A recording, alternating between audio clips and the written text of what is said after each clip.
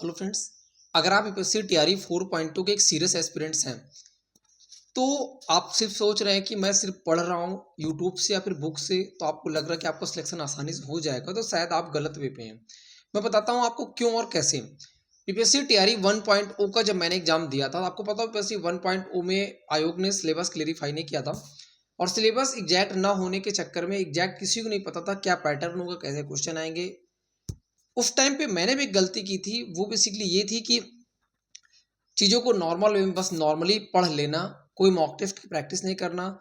इन चीज़ों को लेकर के, क्योंकि जब तक आप मॉक टेस्ट नहीं बनाते तब तक आपको अपनी वीक पॉइंट्स पता नहीं चलता आपका किस पार्ट में क्या कम स्ट्रांग है और क्या चीज़ें आपकी वीक है।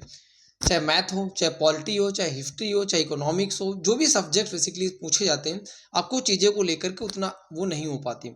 और यही एक कारण था कि पीसी 1.2 में जिन भी कैंडिडेट सिलेक्शन नहीं हो पाया, वो कहीं ना कहीं 1 से 1.5 साल अपनी लाइफ में पीछे चले गए। क्योंकि आपको पता हो कि पीसी 1.0 का एग्जाम हुए हो करके तुरंत ज्वाइनिंग हो गए। और पीसी 3.0 की बात करूँ तो एग्जाम होने के बाद जुलाई में बेसिकली री एग्जाम होता है, और जुलाई होने के एग्जाम होने के बाद फरवरी आ गया, फिर भी अभी तक कैंडिडेट्स की ज्वाइनिंग नहीं हो पाई। कहीं ना कहीं 1 से 1.5 साल का उनका पूरा ओवरऑल लॉसेज हुआ। अगर आप चाहते हो कि आपका 4.2 में इस बार में फर्स्ट टाइम अगर आप चाहे दे रहे हो, चाहे आपका इसके पहले नहीं भी हो, आप चाहते हो कि आपका इस बार सिलेक्शन 100% हो जाए, तो मैं कुछ चीज़ें आपको शेयर करने वाला हूँ, उसको जरूर आपको फॉलो करना चाहिए। और वो चीज़ें वो ये है कि आपको वीकली एक मॉक टेस्ट जरूर बनाना चाहिए। अब कुछ लोग का सवाल होगा, प्रांशु भाई अभी तो मैंने सिलेबस स्टार्ट किया है और मेरा सिलेबस 20% हुआ है, 30% हुआ है, 40% हुआ है, मॉक टेस्ट लगाना किसको चाहिए, पहले ये समझ लेते हैं। मॉक टेस्ट अगर आपका इसको आपका पूरा जो ओवरऑल सिलेबस है वो 40 to 50% हो गया है, आपको मॉक टेस्ट बनाना शुरू कर देना चाहिए। क्यों? क्योंकि कभी अगर आप ये सोच रहे हो कि मेरा सिलेबस जब तक 100% कंप्लीट नहीं होगा तब तक मैं मॉक टेस्ट नहीं बनाऊंगा, तो आप शायद गलत सोच रहे हो। आपका 100% कभी भी सिलेबस कंप्लीट हो ही नहीं सकता किसी भी एग्जामिनेशन के लिए। क्योंकि जब तक आप मॉक टेस्ट नहीं बनाओगे तब तक आप ये नहीं समझोगे कि आपको किस पार्ट में कहाँ पे मिस्टेक्स है, क्या चीज़ें स्ट्रांग्स है और किन चीज़ों को कैसे स्ट्रांग करना है। क्योंकि मैंने एक चीज़ और भी देखा है, बहुत सारे ऐसे टॉपिक्स होते हैं कि वो सिर्फ क्वेश्चन बनाकर के उसका कॉन्सेप्ट काफ़ी अच्छा स्ट्रांग होता है, क्वेश्चन के थ्रू वो चीज़ें को लेकर के कॉन्फिडेंस भी आता है। मॉक टेस्ट आप, अब बहुत लोग को सवाल हो कि मॉक टेस्ट आखिर बनाया जाए तो कहाँ से बनाया जाए। देखिए, मॉक टेस्ट आप किसी भी रिसोर्सेज से बनाइए, क्योंकि मैं किसी भी ये पेड प्रमोशन नहीं कि हाँ मैं ये बोलूँ कि आप इस प्लेटफॉर्म का मॉक टेस्ट बनाओ, लेकिन आप किसी भी रिसोर्सेज को चीज़ों को फॉलो कर सकते। जैसे प्लेटफॉर्म का मॉक टेस्ट ऑफलाइन बुक्स है, आप उसके मॉक टेस्ट को बना सकते हो। IS50 करके एक है, उनका आप बना सकते हो। उसके साथ साथ बहुत सारे ऑफलाइन बुक्स आपको मार्केट में आपके आसपास अवेलेबल होंगे, उसका बना सकते हो। ऑनलाइन भी बहुत सारे ऐसे ऐप्स हैं जहाँ से आप उनका भी मॉक टेस्ट बना सकते हो। अब सवाल ये उठता है कि किसका मॉक टेस्ट फॉलो किया जाए कि जिससे कि आपको एग्जाम वाली फीलिंग है या फिर एग्जाम के बिल्कुल एग्जाम के हिसाब से बनाया गया हो। देखिए, लगभग सभी प्लेटफॉर्म्स ने एग्जाम के पैटर्न को फॉलो करके मॉक टेस्ट को क्रिएट किया है। लेकिन जब आप ऑनलाइन मॉक टेस्ट देते हो ना, मैंने बेसिकली ऑनलाइन मॉक टेस्ट दिया था, क्योंकि देखिए हम लोग एक्सपीरियंस हैं, हम हर 3-4 महीने में अलग अलग एग्जाम को देते ही रहते हैं, मुझे ऐसा लगता है। क्यों?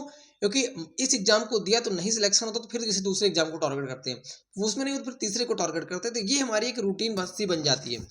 अगर आप ऑनलाइन मॉक टेस्ट को बनाते हो, मैंने basically mock test textbook से बनाया था।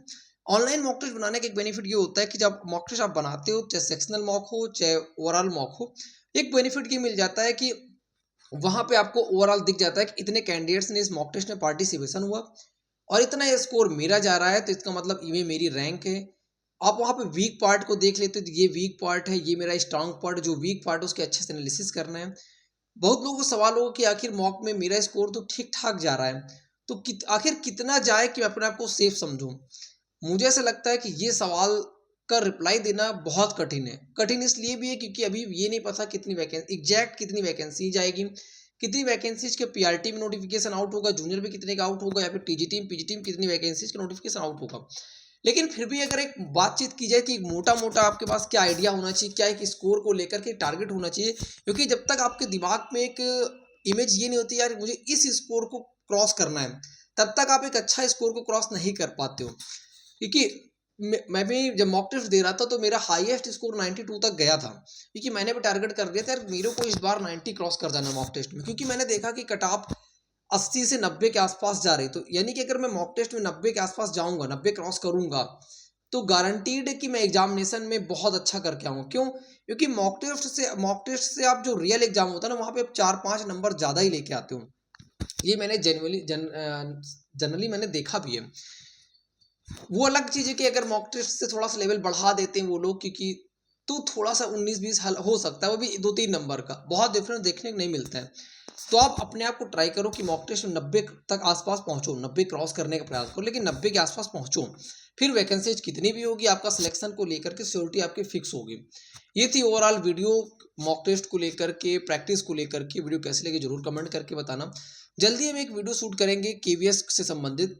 मेरा एक फ्रेंड है बेसिकली केवीएस पे जॉब कर रहा है पिछले 1-1.5 साल से, और केवीएस के लेकर के अगर आपको दिमाग में कोई भी सवाल है, आप चाहते हो कि बेसिक तैयारी के साथ साथ आप केवीएस की भी तैयारी कर रहे हो, तो मैं आपके सवाल को जरूर ऐड करूंगा इस उसमें। तो आप कमेंट कर देना केवीएस से संबंधित कोई भी डाउट्स है, गर्ल्स से संबंधित कि मैं गर्ल्स हूँ, जॉब दूर होगी या कैसे ट्रांसफर होगा, पूरी चीज़ों को लेकर के मैं उस वीडियो में कवर करने का प्रयास करूंगा। Thank you watching for my video.